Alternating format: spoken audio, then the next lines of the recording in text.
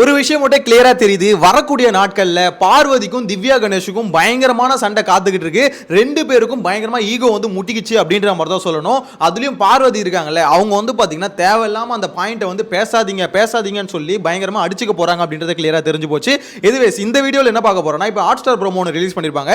So இந்த ப்ரோமோல என்ன சொல்றாங்கன்னா, உனக்கு வந்தா ரத்தம் எனக்கு வந்தா தக்காளி சட்னி அப்படின்ற மாதிரி ஒரு டாஸ்க் வந்து பாத்தீங்கன்னா பிக் பாஸ் கொடுத்திருக்காரு. அது எதுக்குன்னா, திருப்பி நீங்க அடிங்க, உங்களை அவங்க அடிச்சாங்கல்ல, திருப்பி நீங்க அடிங்க. எல்லா சீசன்லயும் இது நடக்கிறதான்னு சோ மோஸ்ட்லி எல்லாம் பாசிட்டிவா பேசுற மாதிரி தான் இந்த ப்ரோமோல காமிக்கிறாங்க.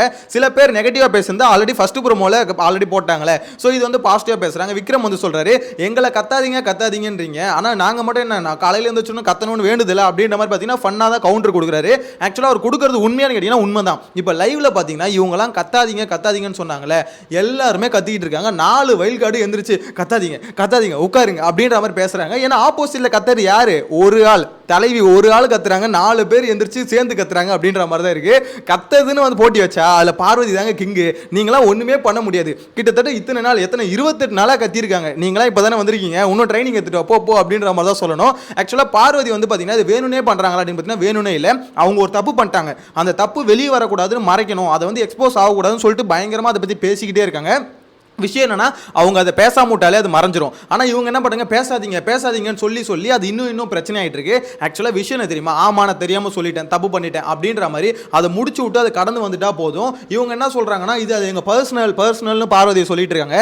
அது பர்சனல் இல்ல பார்வதி. நீ எப்ப திவாகர் கிட்ட போயிட்டு கமுருதி நான் தப்பா தொடுறான்னு சொன்னியோ, அது வந்து சேனல்ல எப்ப ரெஜிஸ்டர் ஆகி அதை வந்து பாத்தீங்கன்னா ப்ரோமோவா எப்ப போட்டாங்களோ அப்பயே அது பர்சனல் இல்லைன்னு உங்களுக்கே தெரியும். பேசிக்கா இந்த பிக் பாஸ் வீட்டுக்குள்ள இருக்கிறதெல்லாம் பர்சனல் இல்ல. அதை வந்து கேள்வி கேட்க கூடாது, இதை கேள்வி கேட்க கூடாது அப்படின்னு நீங்க சொல்லவே முடியாது. இது வந்து பாத்தீங்கன்னா ஒரு வீடுன்ற ஒரு பேருக்கு தான் சுத்தி கேமரா வச்சு உலகமே பார்த்துக்கிட்டு இருக்கு. இங்க வந்து என்னோட பர்சனல் இது, நான் வந்து இவனுக்கு முத்தம் கொடுப்பேன், இவனை சைட் அடிப்பேன் அப்படின்னா அது எல்லாம் பிரச்சனை. இப்போ ஆதிரையும் எஃப்ஜேவும் பண்ணது பர்சனல் தான், ஆனா மக்கள் இது கழுவி ஊத்துனாங்க.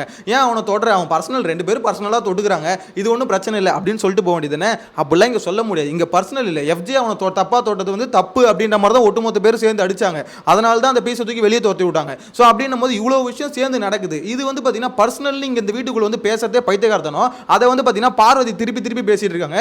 இதுக்கு முட்டு கொடுக்கிறதுக்கு அரோரா வேற பர்சனல்லாம் பேசினா கிழிச்சிருவேன் அப்படின்ற மாதிரி. என்ன அரோரா நீங்க? ஆக்சுவலா அடுத்து உங்களுக்கு வந்துருவாங்கன்னு பயம் அதானே, நீங்க பண்ற விஷயம் வெளியே வந்துடும் பயம் அதானே அப்படின்ற மாதிரி தான் இருக்கு. ஆக்சுவலா இதுல வந்து பிரஜன் ஒரு விஷயத்தை சொல்லியிருப்பாரு இந்த ஃபைட் நடக்கிறப்ப, இந்த மாதிரி நான் பாதி விஷயத்தை தான் சொன்னேன், முழுசா சொன்னேன் கிழிஞ்சிரும் அப்படின்ற மாதிரி பயமுத்தி விட்டுருப்பாப்ல. பார்வதி அங்கே பாத்தீங்கன்னா வாயை மூடி இருப்பாங்க. விஷயம் என்ன தெரியுமா, உண்மையிலே பார்வதி பண்ண ஒவ்வொரு ஆக்டிவிட்டிஸும் யார் பின்னாடி எங்கே பேசுறது, இது இங்கே பின்னாடி அங்கே பேசுறது அப்படின்றது மொத்தமாக எடுத்து விட்டாங்கன்னா பார்வதியோட கேம் பிளேவே காலி. ஏன்னா அவங்க வந்து அவங்க ஆடினது எப்படி தெரியுமா, ஒரு மாதிரி சீப்பான கேம் தான் ஆடிட்டு இருந்தாங்க. சீப்பான கேம் நம்மளுக்கு கண்டென்ட் கிடச்சிது, அதில் தப்பே சொல்ல முடியாது. பார்வதி தான் கண்டென்ட் குயின், அது பார்வதி தான் கண்டென்ட் குயின், அதில் வந்து மாற்று கருத்து இல்லை. ஆனால் பிரச்சனை என்னன்னா, அவங்க ஆடின கேம் வந்து நல்ல கேம் அப்படின்னு பார்த்தா இல்லை. இங்கே அதாவது கொஞ்ச நாள் இவங்க கூட இருப்பாங்க, அதாவது திவாகர் கூட, அப்புறம் திவாகர் கூட ஜம்ப் வச்சு அங்கே போய் அவங்கள பற்றி பேசுவாங்க. திருப்பி இங்கே வந்து பார்த்தீங்கன்னா திவாகர் கூட வந்து அவங்கள பற்றி தப்பாக பேசுவாங்க. கானா வினோத்து கூட இருக்கும் இவங்களுக்கு சப்போர்ட் பண்றது அப்படின்ற மாதிரி ஒவ்வொருத்தரும் கூட பாத்தீங்கன்னா அவங்க யார் கூட டீம் அப் ஆவறாங்களோ ஆப்போசிட்ல இருக்கவங்கள பத்தி கழுவி ஊத்துறது. சோ இந்த மாதிரி கேம் தான் பார்வதி ஆடிட்டு இருந்தாங்க. சோ அவங்கள பத்தி சொல்றதுக்கு நிறைய விஷயம் இருக்கும். பிரஜன் வந்து அதை சொல்லி மிரட்டறாப்ல. இங்க ஒரு விஷயம் கிளியரா தெரிஞ்சு போச்சு, பிரஜன் வந்து கோவப்படுறாரு, அவருக்கு வந்து கோவம் ஈஸியா ட்ரிகர் ஆகுது அப்படின்றது கிளியரா தெரிஞ்சு போச்சு. இன்னொன்னு பிரஜன் அடிச்சா சாண்ட்ரா வராங்க அப்படின்றது கிளியரா தெரிஞ்சு போச்சு. ஹஸ்பண்ட் அண்ட் ஒய்ஃப் உள்ள விட்டாங்கல, கப்புள்ஸ் வேலையை காமிக்கிறாங்க. ஆக்சுவலா இந்த இடத்துல அவங்க வந்து தெளிவா பேசிட்டு போயிருப்பாங்கன்னு நினைச்சேன். உனக்கு ஒரு பிரச்சனை, உன்னை பத்தி பேசுறாங்க, நீ மட்டும் தான். ஆனா இது வந்து பாத்தீங்கன்னா பொதுவா தான் வைல்ட் கார்டு என்ட்ரிஸ் எல்லாமே இதை பத்தி சொல்லக்கூடாது சொல்றாங்க. ஸோ இதில் வந்து பேசலாம் தப்பு இல்லை. ஆனால் எனக்கு என்னமோ லைட்டாக தோணுது, பிரஜன் அடிச்சா சாண்ட்ரா வருவாங்களோ அப்படின்ற. சாண்ட்ரா அடிச்சா பிரஜன் வரும், அது வந்து எப்படி சொல்லுது, அவன் கரெக்டாக ஒரு கண்டஸ்டண்டாக வந்து கேட்கலாம். ஆனால் நார்மலாக இவங்க 2 பேரும் கேட்கும் போது அது ஹஸ்பண்ட் அண்ட் ஒய்ஃப் அஸ் கப்புளாக கேட்குற மாதிரி தான் பர்சனலாக ஃபீல் ஆகும். பர்சனல்ன்ற பாருங்க, அந்த பர்சனல்ன்ற வார்த்தை போக மாட்டேது. பொதுவாக பார்த்தீங்கன்னா ஷோ பார்க்குற எல்லாருக்கும் அப்படி தான் ஃபீல் ஆகும். என்னதான் இருந்து இப்போ நார்மலாக பார்த்தீங்கன்னா விக்ரம் இப்போ அடிக்கிறாங்கன்னு வச்சுக்கோங்களேன், திவ்யா போய் கேட்குறாங்கன்னா அது வந்து அப்படி தெரியாது. அதுவே இப்போ வந்து சாண்ட்ரா அடிக்கும் போது பிரஜன் வந்து கேட்டார் என்ன புருஷன்றதுனால வரி அப்படின்ற ஒரு டாக் போகும். ஸோ அதை அவங்க கேர்ஃபுல்லாக ஹேண்டில் பண்ணோம். மோஸ்ட்லி ஒருத்தர் பிரச்சனைக்கு இன்னொருத்தர் போகாமல் இருக்கிறதா நல்லது அப்படின்ற மாதிரி தோணுது. எனிவேஸ் இந்த ப்ரோமோவில் பார்த்தீங்கன்னா சபரி வந்து கேட்குறாப்புல, இந்த மாதிரி அமித் ப்ரோ வந்த பிறகு ஏன் இந்த மாதிரி கூல் பண்ணுறீங்க, கூலாக இருங்கன்னு சொல்லிக்கிட்டே இருக்கீங்க அப்படின்ற மாதிரி கேட்டார். ஃபன் என்ன கலாச்சாரு. ஆனால் இப்போ அவர் வந்து பார்த்தீங்கன்னா காலையில் நடந்த பிரச்சனையில் எல்லாம் கூல் சொல்லிட்டு அவர் வந்து கத்திக்கிட்டு இருக்காரு. இதுதான் எங்களுக்கும் நடந்தது அப்படின்ற மாதிரி சபரி சொல்கிறாப்புல. அப்படின்னு சொல்ல முடியாது சபரி. ஆக்சுவலாக நீங்கள் வந்து 1-2 பிரச்சனை இல்லை, ஒட்டுமொத்த பிரச்சனையிலையும் கூல் சமாதானப்படுத்துறது நாங்கள் சபரி அப்படின்ற மாதிரி தான் இருந்தாப்புல. அவங்கள சார்ந்தவங்களுக்கு, மற்றவங்களுக்கு இல்லை. அவங்கள சார்ந்தவங்களுக்கு சமாதானப்படுத்தினா சபரி மாதிரி தான் இருந்தார். இப்போ அதை குறைச்சிக்கிட்டு இருக்காருன்னு வச்சுக்கோங்களேன். எனக்கு தெரிஞ்சு சபரியில கேம் பிளேயை மாத்தினாருன்னா அவருக்கு நல்ல ஸ்கோப் இருக்கு. அதாவது பிரச்சனையில போய் கேட்கணும், தப்பு கிடையாது. அது ஆனால் ஒன் சைடா ஃபேவரா பண்றதுனால தான் எல்லாம் ஊம குத்தா குத்துந்து. சபரி கேட்டது தப்பு சொல்ல, ஏன் போய் எல்லாத்துலையும் கேட்கறது தப்பு சொல்ல, ஆனால் கேட்கறது ஒன் சைடில் இருக்கிறத மட்டும் கேட்டுட்டு பேசு, ரெண்டு சைடில் ஏன் கேட்கல அப்படின்றதுனால சபரி கனி எல்லாருமே அடி அடிச்சுது. இதுக்கப்புறம் மாறுமா என்னன்னு தெரியலங்க. இப்போ கூட திவ்யா கணேஷ்க்கும் பார்வதிக்கும் ஒரு சண்டை வந்ததுல, அதுல திவ்யா கணேஷ் என்ன சொல்றாங்க, இந்த மாதிரி இப்பயும் அந்த ஃபேவரிட்டிசம் குரூப்பிசம் இருக்கு. அதாவது இவங்க எல்லாம் கத்திட்டு இருக்கும்போது அந்த சபரி அந்த கேங் இருக்குல்ல, அந்த கேங் வந்து யாருமே பேசவே இல்லை. அவங்க என்ன சொல்றாங்களா, குசு குசுன்னு இதை பாரு அவங்க எல்லாம் கத்துறாங்களே, இப்போ கேளு கேளு அப்படின்ற மாதிரி எழுப்பி விட்டு தான், இதை ஏற்றி விட்டு தான் பார்த்தீங்கன்னா திவாகர் வந்து கேட்கறாரு. ஸோ இப்பயும் அந்த விஷயத்தை இன்னும் பண்றாங்க அவங்க அப்படின்ற மாதிரி திவ்யா கணேஷ் கோவப்படுறாங்க. எனக்கு தெரிஞ்சு திவ்யா கணேஷ் வந்து பயங்கரமா கோவப்படுறாங்க, திருப்பி அடி அடிக்கிறாங்க. கேப்டன் இந்த வாரம் ஃபுல்லா பார்த்தீங்கன்னா அவங்களுக்கு பெரிய சவால் இருக்கு. ஏன்னா அது கொஞ்சம் ஓடுவா போயிடுச்சுன்னு வச்சுக்கோங்களேன். திவ்யா கணேஷ் பண்றது எல்லாம் கரெக்டாக ஃபேராக இருக்கு அப்படின்ற மாதிரி சொன்னாலும் அவங்க பண்றது கொஞ்சம் ஒரு மாதிரி லெவல் தாண்டிச்சுன்னா அது அவங்களுக்கு ஆப்பா போய் முடிஞ்சிடும் அப்படின்ற மாதிரி சொல்ல தோணுது. ஏன்னா ட்ரிகர் பண்றதுக்குனே வீட்டுக்குள்ள ஆள் இருக்காங்க. பார்வதின்ற ஒரு ஆள் ஈஸியாக உங்களை ட்ரிகர் பண்ணி உங்களை ப்ரோவோக் பண்ணி உங்ககிட்ட இருந்து வார்த்தையை வர வச்சிருவாங்க. இல்லை உங்களை வந்து ஈஸியாக கத்த வச்சிருவாங்க. பாருங்க, கத்த மாட்டோம்னு சொல்லிட்டு 4 பேர் உள்ள வந்தாங்க. உள்ள வந்த 4 பேருமே கத்தி கத்தி கடைசியில் தொண்டை வலி தான் வரும் பொழுது அந்த அளவுக்கு கத்திக்கிட்டு இருக்காங்க. அப்போ எந்த அளவுக்கு தலைவியோட பர்ஃபார்மன்ஸ் இருக்குன்னு பாருங்க. அவங்கள பொறுத்த வரைக்கும் இப்போ உள்ள வந்தவங்க அவங்கள போட்டு கொடுத்துட்டாங்க. அவங்க போட்டு கொடுக்காம இருந்திருந்தாங்கன்னா பார்வதியை பொறுத்த வரைக்கும் எல்லாருமே நல்லவங்க, இவங்க கூட டீம் சேர்ந்துருப்பாங்க. டீம் சேர்ந்துக்கிட்டு அதுக்கப்புறம் பார்த்தீங்கன்னா அன்பு கேங்க அடிச்சிருப்பாங்க. இப்போ அப்படியே ஆப்போசிட் ஆயிடுச்சு. உள்ள வந்தவங்க போட்டு கொடுத்தோன்னே கமருதினிக்கு இவங்க பண்ணத விஷயத்தை பற்றி சொன்னோன்னே அவங்களுக்கு அசிங்கமாக போச்சு. ஓப்பனாக சொன்னால் பார்வதியால் டைஜஸ்டே பண்ண முடியல. என்னடா இது இப்படி போட்டு கொடுத்துட்டானுங்களே, கமருதினி வர மானங்கிட்ட கேள்வி கேட்டாப்ல நேற்று. ஸோ அதெல்லாம் அவங்களுக்குள்ள ஓடி இருக்குல்ல, கடைசியில் அவங்ககிட்ட சாரி கேட்டு அந்த பிரச்சனையை முடிக்கிறதுக்குள்ள அவங்க பட்ட பாடணும்னு இருக்குல்ல. ஸோ அது எல்லாத்துக்கும் மருந்து போடுற மாதிரி தான் அவங்க அதை மறக்கணும் தப்பிக்கணும்னு நினைக்கிறாங்க.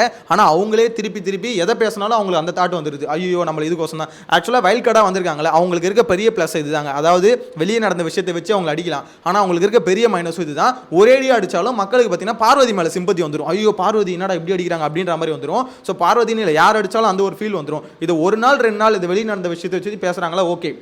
திருப்பி அகைன் திருப்பி இதே பேசிட்டு இருந்தாங்கன்னா ரொம்ப நாள் இது வந்து செல்ஃப் எடுக்காது அப்படின்ற மாதிரி தான் சொல்ல தோணுது. ஏன்னா ஒரே விஷயத்தை வச்சு நீங்கள் பயமுறுத்த முடியாதுல்ல. ஆனால் பிரஜன் பயமுறுத்தினார் பாருங்க. நான் பாதி விஷயத்தை தான் சொன்னேன், இன்னும் ஃபுல்லாக சொன்னேன்னு வச்சுக்கோ கிழிஞ்சிரும் அப்படின்னு சொன்னார்ல. அது வந்து டேரெக்டாக த்ரெட்டனிங் தான் பார்வதியை பொறுத்த வரைக்கும். நீ என்கிட்ட வராது, வம்புக்கு வராது, வந்தேன்னு வச்சுக்கோ எல்லாத்தையும் அவுத்து விட்டுருவேன் அப்படின்ற மாதிரி. அவர் என்ன சொல்ல போறாருன்னு தெரியல. ஆனால் அவர் அப்படி தாங்க சொல்றாரு, பாதி தான் சொன்னேன் மீதி சொன்னா அவ்வளோதான் அப்படின்ற மாதிரி சொல்றாரு. எனக்கு பிரஜனோட கேம் பிளே அவ்வளோதான் முடிஞ்சிருச்சு. அவருக்கு வந்து எனக்கு நம்பிக்கை போயிடுச்சுங்க சுத்தமாக. பிரஜனால முடியாது, அவருக்கு வந்து அவர் வந்து ரொம்ப டென்ஷனாக வராரு, வார்த்தையை விட்டுருவாரு அப்படின்ற மாதிரி தான் தோணுது. ஸோ அவரால் ரொம்ப நாளாக இந்த வீட்டில் இருக்க முடியாது. அவர் பண்ண பெரிய தப்பு என்ன தெரியுமா, ஒய்ஃபோட வந்தது. தனியாக வந்திருந்தா கூட ஏதாவது பண்ணியிருக்கலாம். இல்லை அவங்க ஒய்ஃப் மட்டுமே சாண்ட்ரா மட்டுமே தனியாக வந்திருந்தா கூட அவங்களால ஏதாவது பண்ணியிருக்கலாம். இவங்க 2 பேர் கப்புள்ஸாக வந்துட்டு இந்த மாதிரி எப்படி சார் ஆக்சுவலாக இவங்க எப்படி டேக்கிள் பண்ண போகிறாங்கன்றதாங்க பெரிய ஒரு இதுவாக இருக்குது. 2 பேரும் பக்கத்தில் உட்கார மாட்டுறாங்க, எல்லாம் ஓகே தான். ஆனால் இருந்தாலுமே ஒருத்தருக்கு ஒருத்தர் வராங்களோ அப்படின்ற ஒரு ஃபீல் எனக்கு வருது. உங்களோட கருத்தை சொல்லுங்க. நீங்க லைவ் பார்த்தவங்க நீங்க என்ன நினைக்கிறீங்க? பிரஜன்ஸ் என்றா 2 பேரும் பார்த்தீங்கன்னா ஒருத்தருக்கு ஒருத்தர் ஏதாவது ஒன்று பேசும்போது எழுந்து வராங்க, அது வந்து கரெக்டாக நினைக்கிறீங்களா? இல்லை இன்னும் அந்த அளவுக்குலாம் இல்லை ப்ரோ, இப்போதைக்கு நார்மலாக தான் இருக்காங்க, இன்னும் கொஞ்சம் நாள் கழிச்சு தான் அதெல்லாம் டிசைட் பண்ண முடியும் அப்படின்ற மாதிரி சொல்றீங்களா? உங்களோட கருத்து எது வந்தாலும் மறக்காம கமெண்ட்ல மென்ஷன் பண்ணுங்க. ஆக்சுவலாக இந்த ஹாட் ஸ்டார் ப்ரோமோ பொறுத்த வரைக்கும் பிக் பாஸ் கொடுத்தாரு இந்த டாஸ்க், திருப்பி அடிங்கடா நீங்க அப்படின்ற மாதிரி தான். ஏன்னா அவங்க உங்களை அடிச்சிட்டாங்க, திருப்பி நீங்கள் அடித்தா தான் அவங்களுக்கு ஒழிக்கும். அப்போ தான் அவனுங்களும் பார்த்தீங்கன்னா அந்த காண்டு அந்த வன்மை ஏறும், திருப்பி எல்லாரும் மாறி அடிச்சுக்கணும். ஆக்சுவலாக பிக் பாஸ் விஜய் சேதுபதியும் கத்தாதேன்னு சொல்கிறாங்களே, அது வந்து நார்மலாக வாய்ஸ் ரைஸ் பண்ணி கத்துறதை பற்றி அவங்க பேசலை. அவங்க பேசுறது என்னன்னா, ஒரு விஷயத்தை சண்டை ஆரம்பிக்கிறேன்னா அது பேசி டிஸ்கஸ் பண்ணி முடிச்சிடணும். ஆனால் திருப்பி ஒரே டாபிக் எடுத்து கத்திக்கிட்டே ஒரு நாள் ஃபுல்லாக சுற்றுறாங்களே ஊர்கிழவி யார் பார்வதி, அந்த மாதிரி தான் பண்ணுறது பிடிக்கல. திவாகரும் பார்வதியும் பண்ணுறது என்னன்னா, ஒரு பிரச்சனை ஆரம்பிக்கிறாங்க, அந்த பிரச்சனையை பற்றி பேசுகிறாங்க, கத்துறாங்க, அப்படியே முடிச்சிட்டா பரவாயில்ல, அங்கே ஆரம்பிப்பாங்க. திருப்பி இன்னொரு இடத்துல உட்காந்து அதை பற்றி பேசி புலம்பிக்கிட்டே இருக்கிறது, அடுத்து வேற யாராவது வருவாங்க, அவங்க கூட பிரச்சனை ஆரம்பிக்கும். ஸோ இப்படியே பார்த்தீங்கன்னா ஒரே பிரச்சனை சுற்றி வந்து ஒரு நாள் ஃபுல்லாக ஒரு பிரச்சனை போகும். அதுதான் இப்போ பிக் பாஸ் டீமுக்கும் சரி விஜய் சேதுபதிக்கும் சரி பார்க்குற நம்மளுக்கும் பிடிக்காத விஷயம். ஸோ அதை ஸ்டாப் பண்ணலாம். மற்றபடி கத்தியே பேசக்கூடாதுன்னு திவ்யா கணேஷ் சொல்கிறாங்களே, அது வேலைக்கு ஆகாதுங்க. ஏன்னா இந்த வீட்டில் கத்தியே பேசலாம், அதாவது வாய்ஸ் ரைஸ் பண்ணி பேசலாம், அவங்க சைடில் இருக்க நியாயத்தை இங்கே ப்ரூவ் பண்ணவே முடியாது அப்படின்ற மாதிரி நான் நினைக்கிறேன். நீங்கள் என்ன நினைக்கிறீங்கிறத கமெண்ட்ல மென்ஷன் பண்ணுங்க. ஆனால் சீசன் 8 மட்டும் டிஃப்ரெண்டாக இருந்ததுங்க. அந்த மாதிரி சீசன் தான் விஜய் சேதுபதி எதிர்பார்க்குறாரு. ஒருத்தருக்கு ஒருத்தர் ஒரு கருத்து வைக்கிறீங்களா, அந்த கருத்தில் உடன்பாடு இல்லையா, ஓகே கிளம்பி போயிடுங்க. அந்த மாதிரி டீசென்ட்டான ஒரு சீசன் எதிர்பார்க்குறாரு. அது கஷ்டம் பாஸ், வில்ல இருக்க ஆளுங்க அந்த மாதிரி. அதுக்கு உங்க அப்படி வேணும்னா முக்கியமான ஒரு 4-5 பேரை எடுத்து வெளியே போடாதான் அந்த மாதிரி ஒரு சீசன் கிடைக்கும். ரொம்பவே கஷ்டம் அப்படின்னு நம்ம தோணுது. உங்களோட கருத்து கமெண்ட்ல மென்ஷன் பண்ணுங்க. நெக்ஸ்ட் வீடியோல மீட் பண்ணலாம். Bye by.